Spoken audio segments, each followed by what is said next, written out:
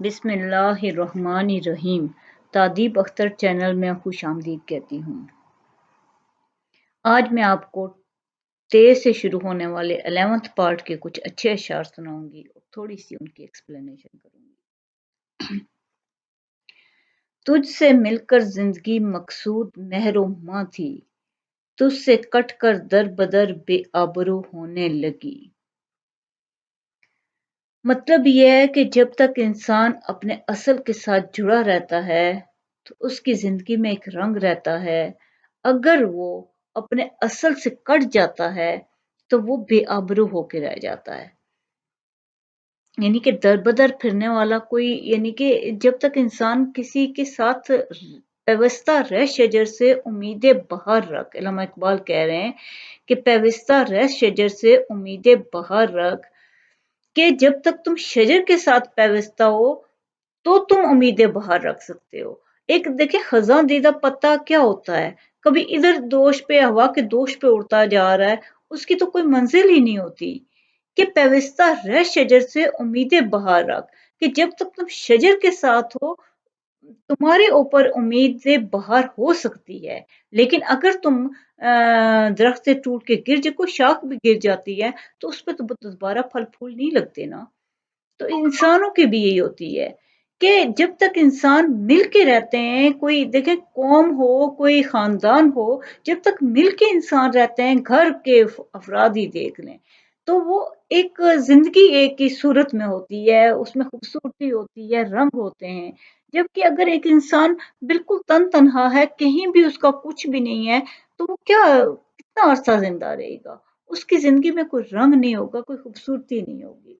تجھ سے مل کر زندگی مقصود مہر و ماں تھی، تجھ سے کٹ کر در بدر بے آبرو ہونے لگی۔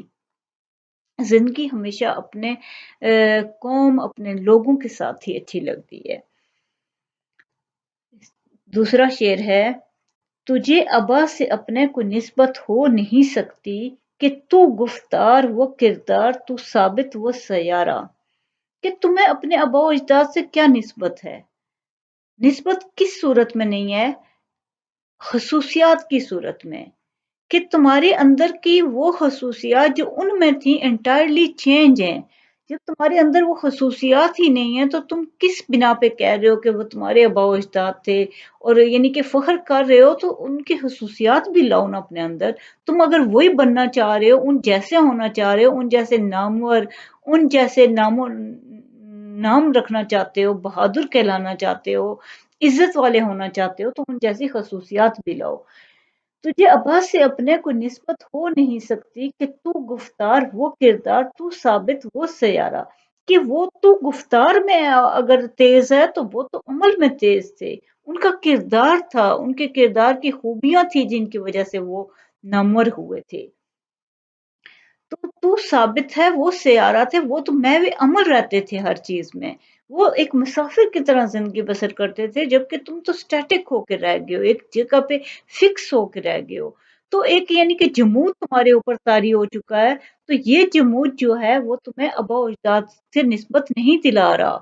اگر تم اپنے ابا کہلاتے ہو کہ تمہارے آباء و اجداد تھے تو ان کی خصوصیات کو بھی کچھ اپناؤ، تو تم کہہ سکتے ہو کہ وہ تمہارے آباء و اجداد تھے اور تم ان کی خصوصیات کے حامل ہو۔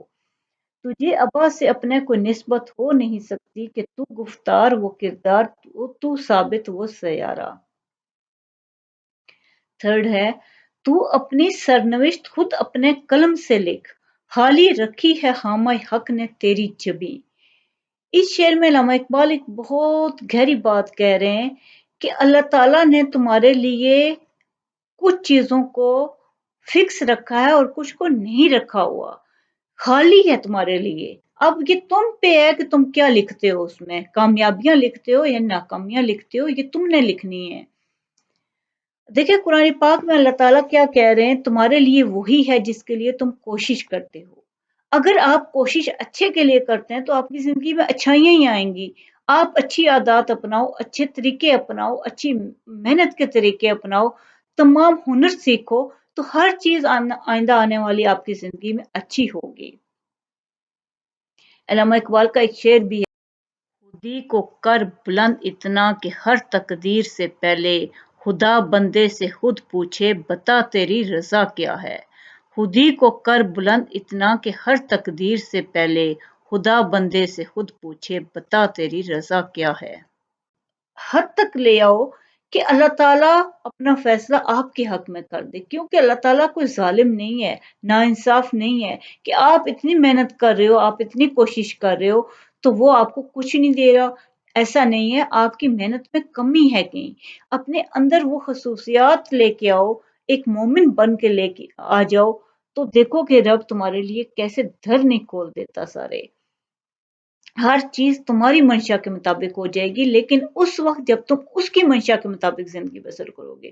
ہمارے اندر ایسی کمیاں ہوتی ہیں کہ ہم دیکھیں کیوں کہتے ہیں کہ بزرگ جو صوفی تھے وہ کسی چیز کی تما نہیں رکھتے تھے، کیوں نہیں رکھتے تھے؟ انہیں ایک چیز سمجھ آ جاتی تھی کہ جو کچھ اللہ نے ہمارے لیے لکھ دیا ہے، جو کچھ ہم جتنی محنت کریں گے اتنا ہمیں مل جائے گا، تو وہ تھوڑی محنت کرتے تھے کیونکہ وہ دنیا کا اصول دیکھ لیتے تھے کہ ہر چیز میں ہم لوگ کیا کرتے ہیں کہ ہر چیز میں حرص و ہوس رکھی ہوئی ہے، ہم طمع ہے ہمارے اندر، تو ہم پھر بھی چاہتے ہیں کہ ہمیں پتہ نہیں کیا سے کیا ملنا شروع ہو جائے، ایسا بھی نہیں ہوتا۔